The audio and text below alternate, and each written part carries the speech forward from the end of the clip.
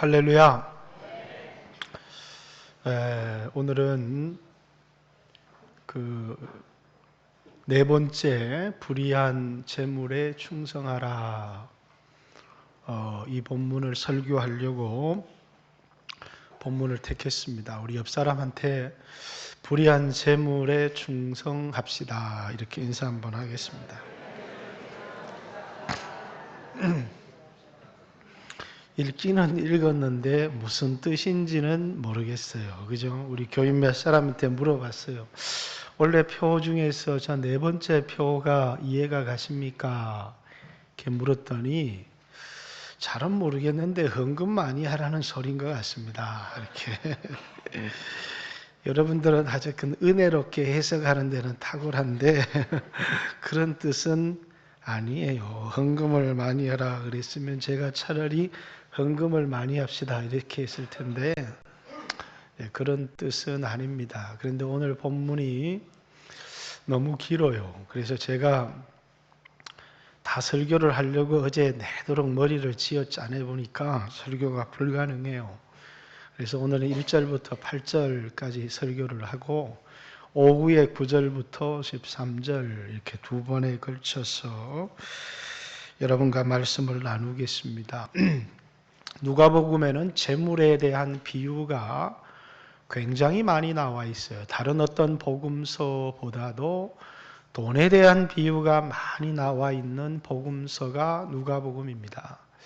그런데 이 누가복음 돈에 대한 비유가 다 명쾌한데 오늘 본문의 비유는 명쾌하지 않아요. 헷갈리게 만들어요. 그래서 많은 추석가들이 다르게 본문을 추석했고 오늘 우리들에게도 굉장히 어려운 난해한 비유입니다. 왜 이 비유가 우리를 난해하게 하느냐 하면 불의한 청지기를 주인이 칭찬했다라고 하는 첫 번째 사실이 우리를 난해하게 합니다. 그래서 본문을 가만히 읽다 보면 옳지 못한 청지기를 칭찬한 게 아니고 옳지 못한 청지기의 지혜를 칭찬했구나라는, 그래서 하나님께서 이 옳지 못한 청지기를 칭찬하시는 게 아니라 옳지 못한 청지기의 지혜를 칭찬했다라는 사실을 이해하면 1절부터 8절까지는 이해가 가는데 그 다음에 9절에 불의한 재물로 친구를 사겨라 라고 하는, 그러면 너희가 이 재물이 없어질 때 너희를 영주할 처소로 너희를 안내할 것이다. 이 말이 또 이해가 되지 않는 것입니다. 그러면 이 불의한 청지기가 사문서 위조, 만약에 이 공적인 일이었다면 공문서 위조를 했다는 것인데 주님이 우리에게 사문서 위조를 하고 공문서 위조를 하라고 하시는 인격의 분인가? 라고 얘기를 하면 이제 구절을 또 도무지 이해할 수가 없는 겁니다. 이 옳지 못한 청지기가 자신의 미래를 대비하기 위해서 사문서 위조를 했고 공문서 위조를 했어요. 그러니까 우리에게 이 청지기가 했던 것처럼 사문서 위조, 공문서 위조를 해서라도 미래를 대비하라는 이야기인가? 그러면 이 본문이 주님의 속성과 전혀 맞지 않기 때문에 이 본문은 많은 신학자들에게 난해한 본문으로, 그래서 그 난해한 얘기는 오후에 하고요. 1절부터 8절까지 먼저 명쾌한 이야기들을 여러분과 나누었으면 합니다. 누가복음은 예수님이 이 세상에 오신 목적이 뭐냐면 잃어버린 자를 찾아서 구원하러 오셨다. 누가복음 19장 10절에 이제 삭개오의 이야기를 통해서 인자가 온 것은 잃어버린 자를 찾아 구원하러 왔다, 이렇게 얘기를 하죠. 그러면서 누가복음 15장에 세 가지 비유, 잃어버린 양을 찾은 목자의 기쁨, 잃어버린 드라크마를 찾은 어떤 여인의 기쁨, 잃어버린 아들을 찾은 아버지의 기쁨을 이야기를 하고 있는데, 이 아버지는 둘째 아들을 잃어버렸다가 찾아서 기쁨을 이길 수가 없는데, 이제 첫째 아들이 아버지의 재산을 창기와 함께 먹어버린, 그래서 아버지의 재산을 낭비한 아들이 돌아오매 그렇게 기뻐하시면서, 한 번도 아버지의 명을 어긴 적이 없는 나를 위해서는 염소 새끼 한 마리 잡아주신 적이 있습니까? 라고 항변하는 이 큰 아들, 이 큰 아들은 뭐라고요? 나는 내 인생을 아버지의 재산을 허비하지 않았습니다. 나는 아버지의 재산을 낭비하지 않았고 아버지의 말씀에 순종하며 살았습니다. 라고 주장하는 이 큰아들, 이제 바리새인의 이야기입니다. 이 큰아들의 인생이 왜 낭비한 인생이었는지를 제자들에게 가르치기 위한 예화가 오늘 16장 1절부터 8절까지에 나와 있는 예화입니다. 그래서 이 16장의 얘기는 15장 후반부를 기초로 바리새인의 인생이 왜 허비하며 낭비하는 인생인지를 누구에게요? 제자들에게. 그래서 또한 제자들에게 이르시되, 어떤 부자에게 청지기가 있는데 그가 주인의 소유를 낭비한다는 말이 그 주인에게 들린지라. 이렇게 이제 이 첫째 아들의 삶을 근거로 바리새인들의 삶이 낭비하고 있는 삶이다라는 것을 제자들에게 가르치기 위한 비유요. 이 설교를 듣고 이제 14절에 바리새인들은 돈을 좋아하는 자들이라 이 모든 것을 듣고 비웃거늘, 이렇게 얘기하죠. 이제 바리새인에 대한 비유입니다. 어느 장로님이 계셨어요. 대기업의 임원이었습니다. 대기업의 임원이다라는 것은 기본적으로 그 사람이 성실하다는 이야기입니다. 그죠? 성실하지 않은 사람은 절대로 대기업의 임원이 될 수가 없어요. 그 사람의 인간관계가 아주 무난하다는 거예요. 인간관계가 무난하지 않는 사람이 대기업의 임원의 자리까지 올라가기가 없죠. 기본적인 능력을 가지고 있다라는 것입니다. 세상에서 성공할 조건들을 다 가졌다는 것입니다. 이분이 돈도 꽤 많이 벌었고 인생을 성공적으로 사셨습니다. 은퇴를 앞두고 이제 자기가 모아놓은 재산도 있고 또 이제 세상의 업적도 있고, 그래서 나름대로 흐뭇하게 이제 은퇴를 하고, 이제 은퇴 후에 이제 아내랑 이제 세계 여행이나 한번 해야 되겠다. 그래서 한 1년 동안 이제 크루즈를 타고 세계를 여행을 해야 되겠다. 이렇게 해서 아내와 함께 이제 세계 크루즈 여행 티켓도 끊어놓고, 이제 원래 연말이 되면 은퇴를 하는데 이제 연말 선물로 회사에서 건강검진 티켓이 날아왔습니다. 세계 여행하기 전에 건강검진이나 한번 해봐야지 해서 이제 병원에 가서 건강검진을 했더니 의사가 소견서를 써주면서 큰 병원에 가봐야 되겠습니다. 이렇게 얘기를 하는 거예요. 그래서 무슨 일인가 했더니 큰 병원에 가서 진찰을 했더니 좀 많이 늦으셨네요. 이러면서 병원에 입원을 하라 이렇게 얘기를 하는 겁니다. 그래서 왜 그러냐 그랬더니 이게 폐에 암이 있는데 사기입니다. 이렇게 얘기를 해요. 그래서 그때까지는 당황스러워서 몰랐는데 이제 병실에 가서 이제 입었던 양복을 벗고 넥타이를 풀고 와이셔츠 단추를 푸는데 눈에서 눈물이 뚝뚝뚝뚝 떨어지기 시작하는 겁니다. 옷을 다 벗고 환자복을 갈아입는데 이제 흐느끼기 시작하는 겁니다. 부인이 왜 그러냐고, 울지 말라고 이렇게 얘기를 하니까 이 장로님이 하시는 말씀이 통곡하면서 헛살았다. 헛살았다. 지금까지는 자신의 인생을 성공적 인생이라고 생각했습니다. 그런데 어느 날 이제 자신의 인생의 죽음을 선고받고 나서 자신의 인생을 돌아보니까 뭐예요? 장로로서 세상의 업적도 또 자기 나름대로의 많은 소유도 가졌는데 이 많은 소유가 내 생명을 살릴 수도 없고 뿐만 아니라 이것이 내게 아무런 내 것이 아니라고 하는, 내가 이때까지 벌어놓았던 많은 돈도 내 것이 아니었고 내 인생도 내 것이 아니었다는 사실을, 그리고 언젠가는 주인 앞에 서서 내가 살았던 인생을 가지고 결산을 해야 되는데 돌아보니까 뭐라고요? 주인의 뜻대로 인생을 산 게 아니고 헛살았다는 것이죠.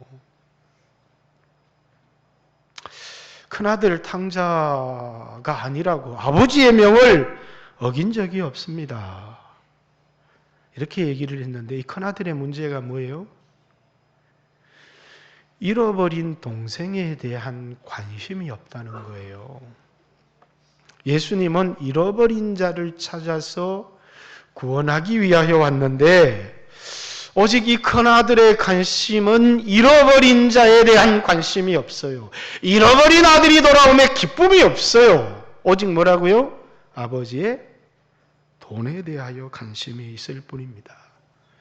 돈을 많이 모으는 것을 인생의 성공이다, 이렇게 생각해서 나름대로의 세상의 업적과 높은 지위와 많은 돈을 가졌는데 자신의 인생에 그 죽음을 선고받는 그 순간에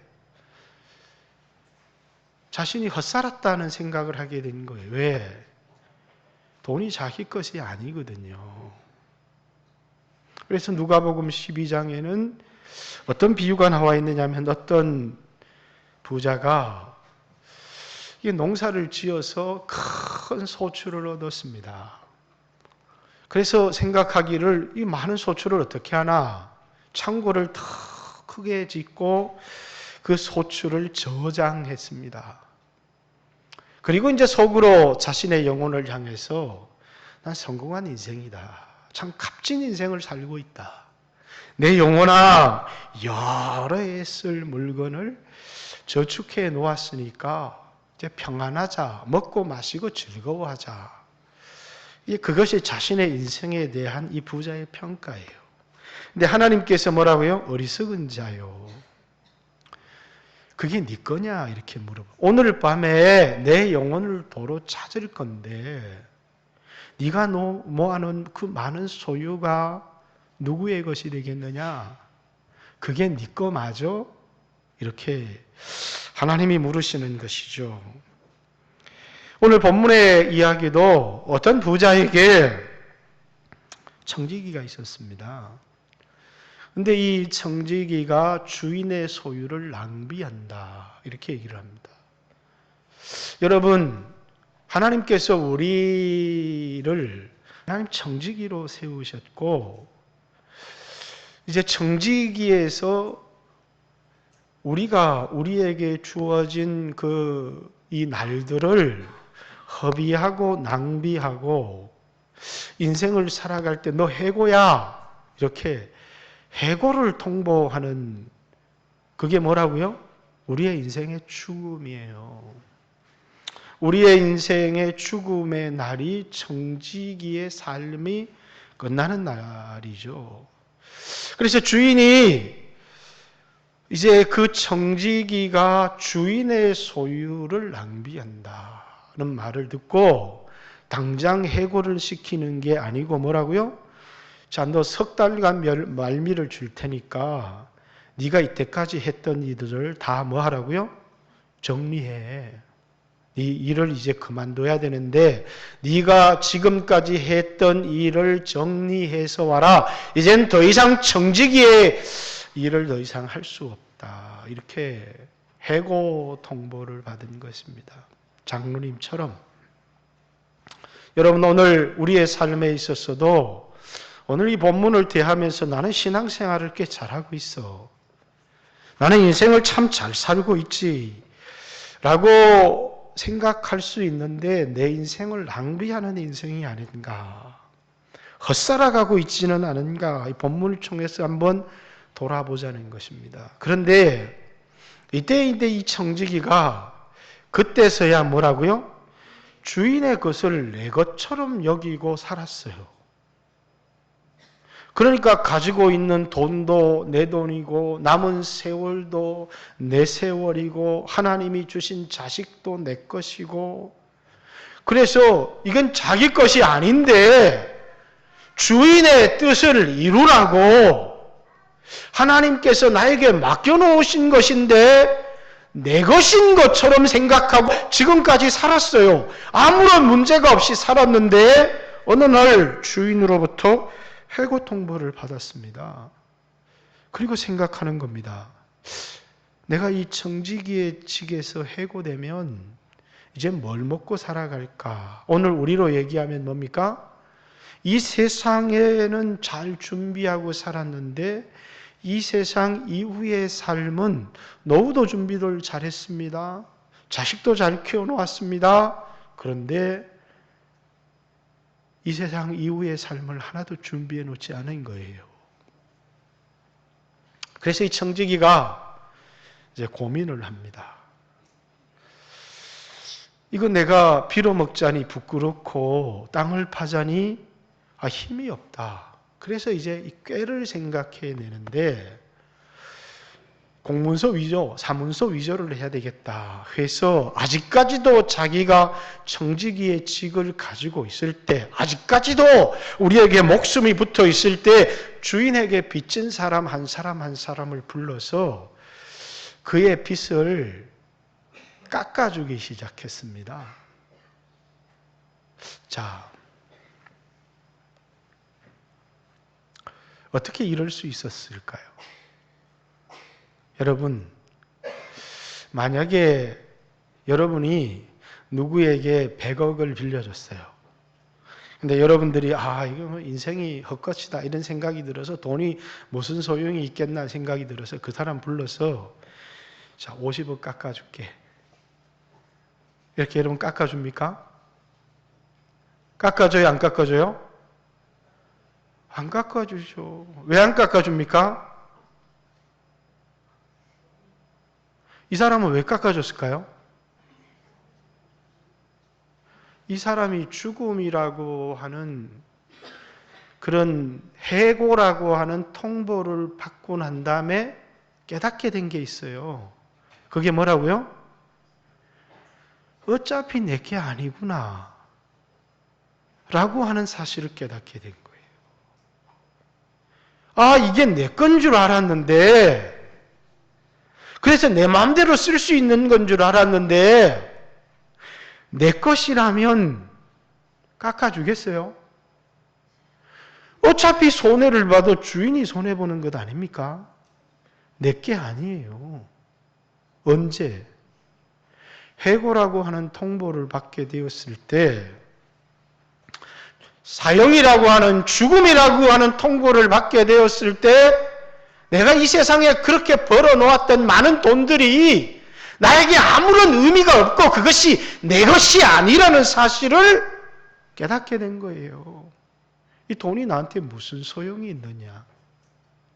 이 땅에는 생명처럼 소중히 여겼고 그 돈을 벌기 위해서 평생의 별짓을 다 하고 살았는데 죽음이라는 선고를 딱 받고 보니까 청지기의 직에서 해고되고 나니까 돈을 깎아주기가 너무 쉬운 거예요. 불러서 80이니까 40이라고 해라. 100억, 50억이라고 해라.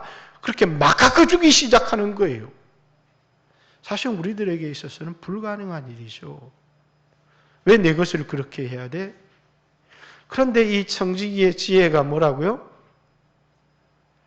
내 것이 아니었구나라는 사실을 깨닫게 되면서 깎아주는 것이 하나도 힘들지를 않아요. 왜? 내 것이 아니니까.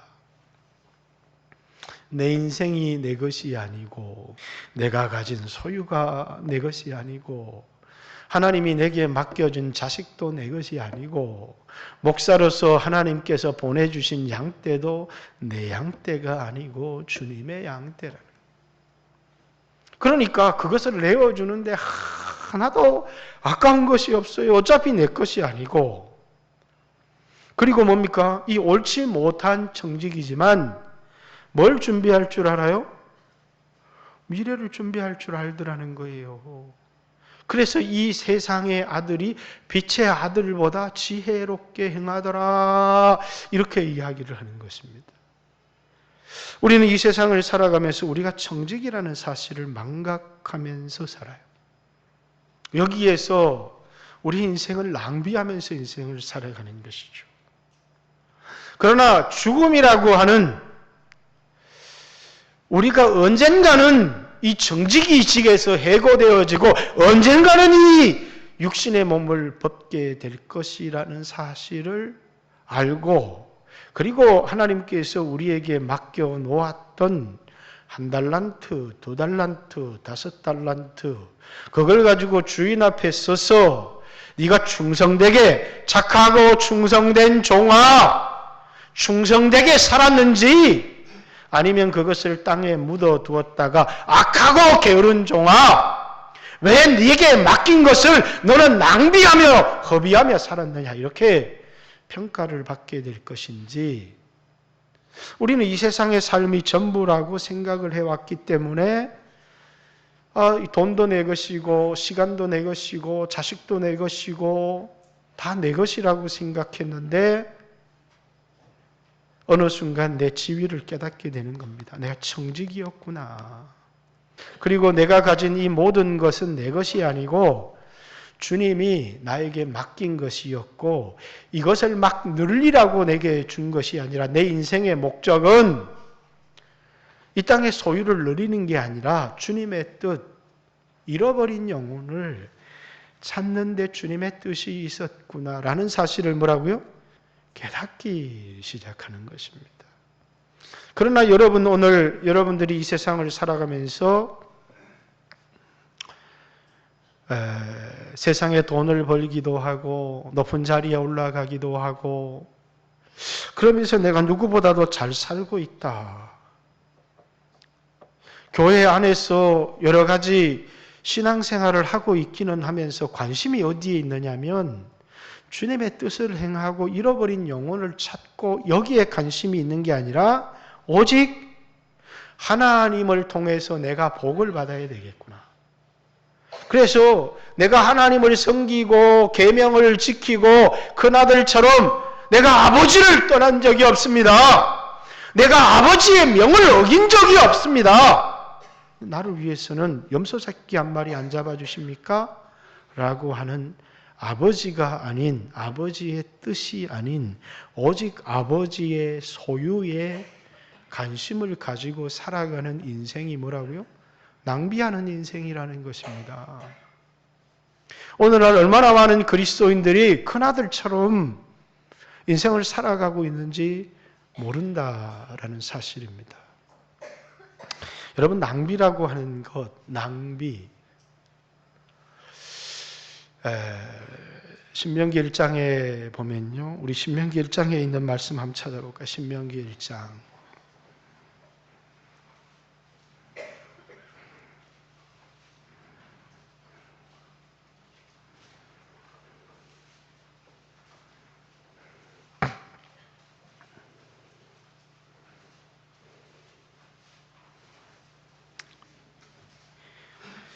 2절, 3절을 보겠습니다. 호렙 산에서 세일산을 지나 가데스 바네아까지 10하루길이었더라. 호렙산은 시내산에서 세일산은 위치를 정확히 알 수는 없으나 가데스 바네아는 가나안 땅 입구입니다. 10하루길이었더라. 그런데 3절 40째 해 11째 달 그 달 첫째 날에 모세가 이스라엘 자손에게 여호와께서 그들을 위하여 자기에게 주신 명령을 다 알렸으나 10하루길이면 갈 수 있는 거리를 40째 해 11째 달 40년 11개월이 걸려서 가나안 땅 초입에 도착했습니다. 왜 11일이면 갈 수 있는 그 거리를 거의 40년 하고 10달이 걸려서야 그들이 거기에 도착할 수 있었을까요? 이것을 뭐라고요? 낭비라고 합니다. 11일 만에 갈 수 있는 거리를 40년 하고 11개월, 41년이라고 하는 시간이 걸렸어요. 자, 왜 낭비했을까요? 신명기의 답은 간단합니다. 이스라엘 백성이 불순종했다는 거예요. 그들이 불순종했기 때문에 뭘 했느냐면 시나이 반도를 뺑뺑이 논 겁니다. 그죠? 뺑뺑이 돈다는 말은 무슨 말이죠? 같은 일을 계속해서 반복한다는 것입니다. 하나님께서 말씀하셔도 그 말씀을 듣지 않고 계속 헛된 일을 계속해서 반복하는 겁니다. 1년을 반복하고 2년을 반복하고 3년을 반복하고 군대에서 군인들이 뺑뺑이 돌았다라는 말은 똑같은 일을 계속했다는 거예요. 40년 동안 하나님의 말씀에 순종하며 올바른 길을 걸은 것이 아니라 불순종하며 똑같은 일을 계속해서 40년을 허송세월을 했다는 겁니다. 인생을 허비했다는 거예요. 왜? 예수를 안 믿었습니까? 하나님을 믿었어요. 근데 순종을 안 한 거예요. 여러분과 제가 하나님을 믿기 때문에 내가 무슨 건강에 어려움이 있거나 자식이 위기를 만났거나 경제적인 어려움 가운데 나에게 어떤 필요가 발생했습니다. 그러면 주님 나와서 막 간절히 기도합니다. 근데 뭐는 안 해요? 순종을 안 해요. 이 말이 뭘 의미하는 거냐면 하나님은 나의 필요를 채워주시는 나의 수단으로는 받아들였지만 그분을 내 인생의 주인으로 받아들이지 않았다는 거예요. 예수 그리스도의 주 되심, 그분의 말씀에 순종하지 않았다는 거예요. 그것이 어떤 인생이라는 것입니까? 내가 정직이로서의 인생을 살지를 않았다는 거예요. 그것을 낭비하는 인생이다. 이렇게 얘기를 합니다. 오늘 많은 사람들이 내가 세상에서 어려운 문제를 해결을 받고 복을 얻고 편안한 삶을 살기 위해서 하나님을 찾지만은 그러나 뭐 하지는 않아요? 그분을 내 인생의 주인으로 인정을 하고 그분의 말씀에 순종하지 않기 때문에 그래서 예수님 때문에 복을 얻기를 원하고 예수님 때문에 잘되기를 원하고 예수님 때문에 성공하기를 원하고 대기업의 임원이 되기도 하고 사업에 성공하기도 하고 자식이 잘되기도 했지만 허송세월을 했다는 거예요. 헛살았다는 거죠. 낭비했다는 겁니다. 낭비하는 줄 몰랐어요. 내가 인생을 잘 살고 성공하는 인생인 줄 알았는데 어느 날 해고 통지를 받았습니다. 어느 날 내가 죽음 사형 선고를 받았어요. 근데 세상에는 돈을 너무 많이 가지고 있고 이름도 높은데 하나도 가져갈 게 없어요. 나는 아무것도 준비해 놓지 않은 겁니다. 그러면서 그때 가슴을 치면서 그때서야 뭐라고요? 내게 반드시 이 날이 있어야 되는 것인데 이 날이 올 것인 줄을 알았는데 그날을 준비하지를 못했어요.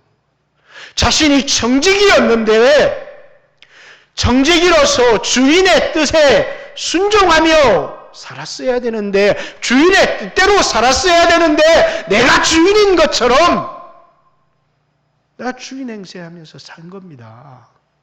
그것을 뭐라고요? 허송세월을 했다는 겁니다. 인생을 낭비하며 살았다는 거예요. 스스로는 지혜 있다고 생각을 했고 스스로는 똑똑하다고 생각했고 그렇게 생각을 했지만 뭐라고요? 사형 선고를 딱 받고 나니까 성공이 무슨 의미가 있냐는 거예요. 세상에서. 세상에서 가진 것도 아무런 의미가 없더라는 겁니다. 그래서 이 본문의 이야기는 1절에 나와 있는 것처럼 또한 제자들에게 이르시되, 어떤 부자에게 청지기가 있는데 그가 주인의 소유를 낭비한다. 주인의 소유를 낭비한다. 여러분들은 낭비하는 인생을 살아가고 있지 않습니까? 여러분들은 지혜롭게 살아가고 있습니까? 에베소서 5장의 말씀을 다시 한번 보겠습니다. 에베소서 5장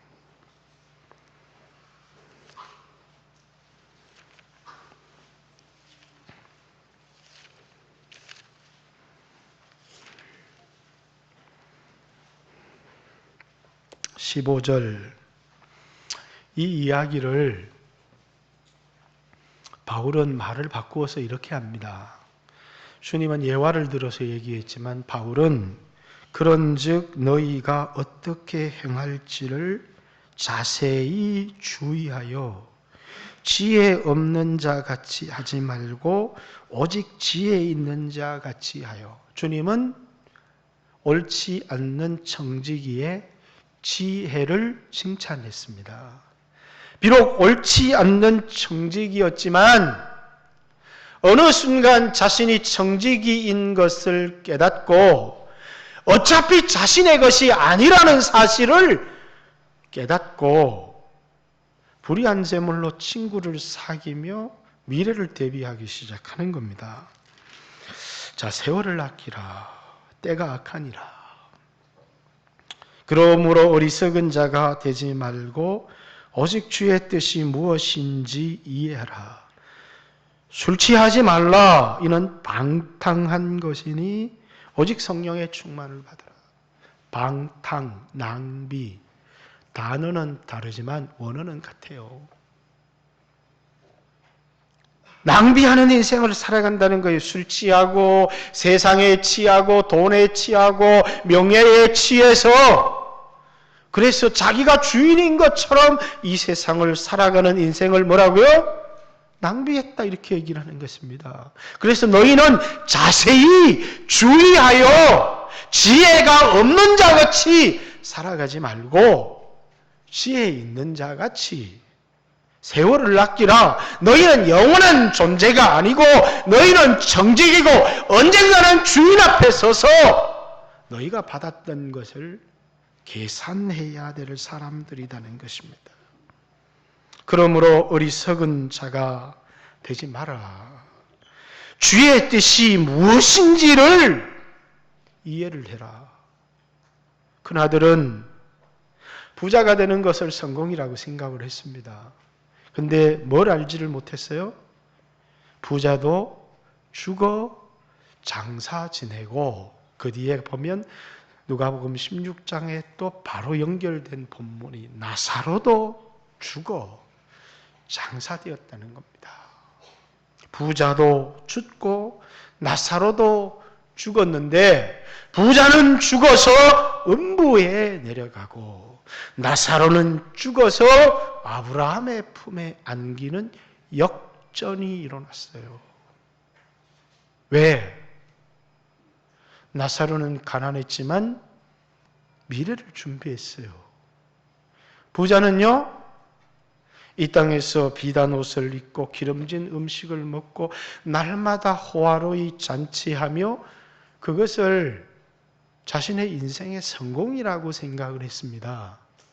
그러면서 뭘 잊어버렸느냐면 주인을 잊어버렸어요. 자신의 인생의 주인인 것처럼 자기가 청직이라고 하는 사실, 언젠가는 파이어라고 하는 해고의 통지가 자신에게 올 거라는 사실을 망각하고 인생을 살았어요. 인생의 지혜는요, 죽음의 날을 계산하면서부터 오늘을 어떻게 살아야 되는지를, 여러분, 모세도 인생이 70 강건하면 80이라고 했는데 자신의 죽음의 날을 계산하면서 오늘을 산 거예요. 그렇게 살지 않은 사람들이 오늘이 마치 내 인생인 것처럼, 오늘이 영원할 것처럼 살아가는 인생이 어리석은 인생이라는 것입니다. 그래서 이 옳지 못한 정직이의 지혜를 주님이 칭찬하신 것처럼 오늘 우리를 향하여서도 세월이 영원히 지속되는 것이 아니라 세월을 아끼라, 이것이 지혜고, 뿐만 아니라 지혜 없는 자처럼 살지 말고 자세히 주의하여 어떻게 살아가는 것이 지혜 있게 살아가는지를 생각해라, 이렇게 얘기합니다. 2019년은 지나갔습니다. 지나간 세월은 돌이킬 수도 없고 후회할 수도 없고 바꿀 수도 없습니다. 그러나 하나님은 2019년을 우리에게 주셨습니다. 우리는 늘 어쩔 수 없다는 이야기를 합니다. 어쩔 수 없어, 어쩔 수 없어, 어쩔 수 없어. 그 어쩔 수 없는 인생이 어리석은 인생입니다. 여러분, 오늘 여러분의 인생의 죽음을 생각하고 오늘의 삶을 전환하지 않는다면 어느 날 여러분의 인생의 죽음 앞에 섰을 때 가슴을 치면서 양복을 입고 와이셔츠 넥타이를 입고 이렇게 세상에서 살아갈 때는 몰랐어요. 양복을 벗고 와이셔츠 단추를 풀고 넥타이를 풀고 환자의 옷을 갈아입으면서 그때는 헛살았어, 헛살았어, 헛살았어. 우리에게는 아무런 소용이 없어요. 여러분, 그날이 오기 전에 여러분이 오늘 주어진 여러분의 인생을 낭비하지 말고 세월을 아껴서 지혜 없는 자 같이 하지 말고 지혜 있는 자 같이 주의 뜻이 무엇인지를 이해하고 주인의 삶에서 정직이의 삶으로, 예수는 믿지만 내가 필요할 때만 부르는 예수가 아니라 여러분에게 주인이 있다는 사실을 기억하고 주인의 뜻대로 여러분의 인생을 살아가는 귀한 성도들이 되시기를 주님의 이름으로 축복합니다. 같이 한번